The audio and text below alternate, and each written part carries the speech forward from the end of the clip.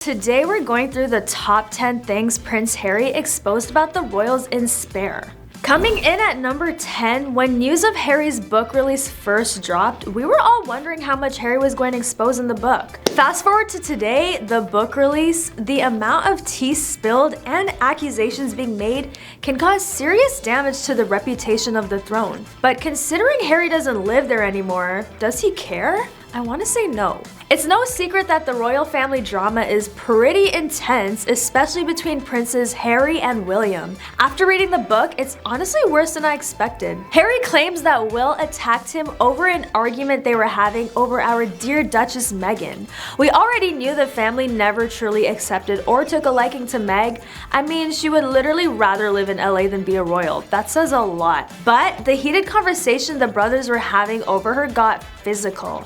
Harry alleges that William knocked him out. Will got hands. This started after Will claimed Meg was difficult, rude, and abrasive. Has his family ever said anything nice about Meg? Also, side note, according to the book, they refer to each other as Harold and Willie. It doesn't get any more British than this. Number 9, Harry claims Charles also once joked about who Harry's father really is. Does Charles know something we don't? The prince explained that when his father met a man in a psychiatric ward claiming to be the Prince of Wales, Charles told the man, "I am the Prince of Wales." And then he made a joke saying, "Who knows if I'm even your real father? Perhaps your father really is in Broadmoor, my dear son." Yikes, sounds like Charles was salty. Princess Diana catching strays beyond the grave is insane. It's a good thing they ended up getting a divorce because that was just mean for no reason, and obviously Harry didn't like the joke either. He found the joke in poor taste given the rumors about his real father being Hewitt, triggered by his resemblance to the army officer. The late Princess Diana confirmed she had a 5-year affair with Hewitt in a now infamous BBC Panorama interview with journalist Martin Bashir. She claimed the relationship started in 1986, 2 years after the Duke of Sussex was born. Prince Harry added that if the king thought anything about Major Hewitt, he kept it to himself. On to number 8, it's no surprise that Harry spoke about his late mother, Princess Diana, within the book.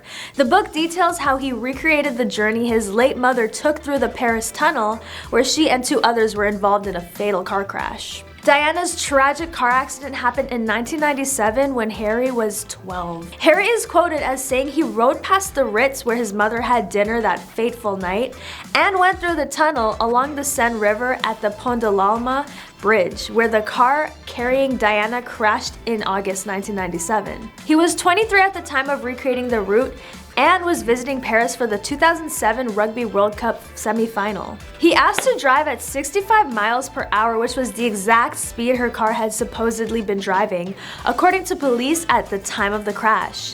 I'd always imagined the tunnel as some treacherous passageway inherently dangerous, but it was just a short, simple, no-frills tunnel. Harry says before adding that there was no reason anyone should ever lose their life inside it. Is Harry insinuating something? What do you guys think? Let me know in the comments below. Harry also writes that he asked his driver to go through the tunnel a second time. Even though he initially thought this would give him closure, instead it brought him more pain. It is always sad to lose someone close to you, and at the age he lost her at, plus the lack of support he had from the family was more difficult for his grieving process. Separately, Harry also shares his attempt to contact Diana through a woman who claimed to have powers. Harry says the woman offered him a message from Diana. "You're living the life she couldn't. You're living the life she wanted for you," the woman told Harry in a message she said was from Diana. Harry's attempts to still contact his mom decades later is sad, but I hope he will find the closure he needs. Seeing Harry get so real in the book is interesting to see, especially since the royals are known to keep the skeletons in the closet. The shady side of Harry makes me feel like he's the black sheep of the family, going against the grain just like his mom. That's pretty iconic if you ask me. Number 7, Queen Consort Camilla. Unlike the people's Princess Diana, Camilla has been infamously hated on, and not just from the public. The book shows how Harry and Will even had their doubts about Camilla being part of the family.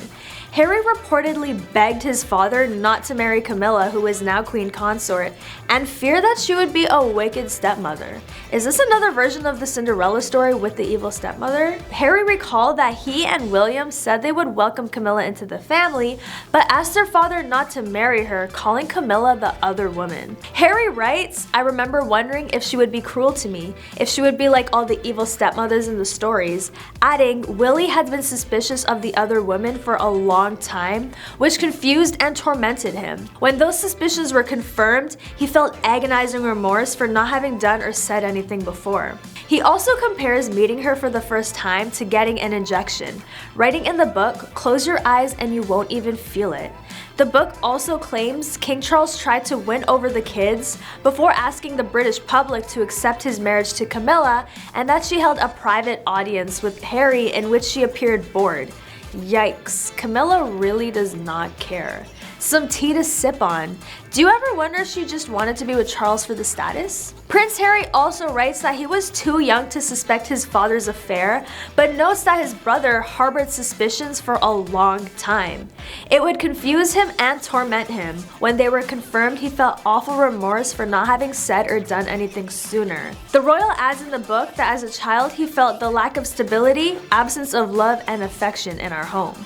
Being part of a royal family may not be as appealing when you find out the things this family prioritizes over affection, but in a way that does make them more relatable since there are families out there that also don't prioritize love and stability. Number 6, personal journey. As much as Harry has claimed to have suffered as a member of the royals, we can only hope he's on a journey of growing and learning from his mistakes. Now that he's a father, he has more responsibility to make sure he allows his kids to grow up in an environment different from the one he had and hated. Considering all the controversies and hate directed towards both Meg and Harry, do you think this couple will be able to have the life they want for themselves and their kids? In the past year, they have made a lot of headlines about the things they've exposed about the royal family after moving out, which is causing more criticism towards them than the family. But if they want a peaceful life for themselves, would they even want to expose the royals as much as they've done in interviews, a mini-series, and now a book? What do you guys think? Let me know in the comments. Number 5, Army. While serving with the British Army in Afghanistan, Harry states that in the heat of combat, he viewed his targets as chess pieces rather than people. That's dark, Harry. The prince completed 2 tours of Afghanistan, one spanning 2007 to 2008, and the other from 2012 to 2013. Advancements of technology allowed Harry to say with exactness how many enemy combatants I had gotten rid of, adding that it seemed to me essential not to be afraid of that number. So my number is 25. It's not a number that fills me with satisfaction, but nor does it embarrass me, he says. This caused a lot of backlash, as you can imagine. No one wants to hear that you feel no remorse when your goal is to get rid of human beings. Harry also says he used to watch back footage after returning to base, and that in the din and confusion of combat, he viewed those as the baddies eliminated before they could get rid of the goodies. The remarks have sparked criticism from some British security and military figures, but again, are we shocked? Number 4, Goodbye Queen. The memoirs see the Duke reveal his final words to the Queen hours after she passed away on September 8 last year. He hoped she was happy and she was with grandfather now. The book states that Harry learned of his grandmother's passing after checking the BBC News website. Am I the only one who thinks it's strange no one from the family personally gave him the message and he had to find out through the news like everyone else? Harry says that upon arriving at Balmoral, the Scottish home of the royal family, he was greeted by Princess Anne, who took him upstairs to where the Queen was lying. I advanced with uncertainty and saw her, he writes in the book. I stayed still, watching her carefully for a good while. He also recalls telling her that he admired her for having carried out her duties until the end. The Platinum Jubilee, the welcoming of the new Prime Minister. That sounds sweet and all, but I'm still not over the fact that he wasn't able to find out with the rest of the family about this news. Regardless of whether he stepped down from his royal duties or stayed, I think considering he is family, that shouldn't have been the way to find out about something as big as the passing of the Queen, who is also his grandmother. It's not a good look for the royals in my opinion. What do you think? On to number 3, in another part of the memoir, it's revealed that Meg allegedly upset Kate by saying she must have baby brain because of her hormones after she had given birth and during the run-up to the royal wedding in 2018. I can see how Kate would have taken offense to this depending on the way Meg said it to her. Do you think this was acceptable for Meg to say? Harry describes a 2018 meeting with William and Kate at their residence, which according to the Duke was an attempt to clear the air between both couples. Harry recalls Will calling Meghan rude while pointing his finger, saying these things are not done here, to which Meghan reportedly replied, "If you don't mind, keep your finger out my face." Prince Harry also reportedly claims in his book that Kate demanded an apology from Meghan for offending her. Kate allegedly told Meghan that "we're not close enough for you to talk about my hormones." It's no secret these couples don't necessarily adore one another, but the way Harry exposes them is just so juicy. Harry went on to say that Meghan said she spoke to all her friends that way before his brother Prince William pointed his finger at Meghan and accused her of being rude. The Duchess of Sussex is then said to have declared that she had not wanted to offend Kate. Harry writes in defense of his wife, Meg said that she had never intentionally done anything to offend Kate. What do you guys think? Was this intentional, or is Kate just finding reasons to be upset? Number 2, racism. As we all know, Meg has dropped many accusations about racism towards her. With the family's long history of racist allegations, this is another one to add to the list. As a member of the royal family, the conversations they had claimed to have about the color of Harry and Meg's son is really wild to think about. And as infuriating as it was for Meg, it is pretty understandable why she wouldn't want their kids to grow up around people who may not necessarily accept them for their identity. Number 1, Coronation. Prince Harry is expected to reveal even more detail about his ongoing rift with the royal family after sitting down for multiple television interviews around his memoir. In a preview clip of the ITV sit-down released Thursday, Harry says he still believes in the monarchy, but when asked if he anticipates playing a part in its future, he replies, "I don't know." Harry is unsure whether his family will return to the UK in May for his father's coronation.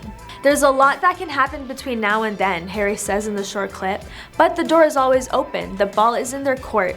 There's a lot to be discussed, and I really hope that they're willing to sit down and talk about it. Elsewhere in the 1-minute promo clip, Harry also makes the suggestion that Buckingham Palace planted negative media reports. Responding to Bradby's suggestion, some people will accuse him of invading the family's privacy without permission. Harry says that would be the accusation from the people that don't understand or don't want to believe that my family have been briefing the press. I don't know how staying silent is ever going to make things better, Prince Harry said. Royal tea is being spilled everywhere. Harry is exposing the royals, and honestly, I'm here for it. But that is all for today's top 10. Thanks for watching.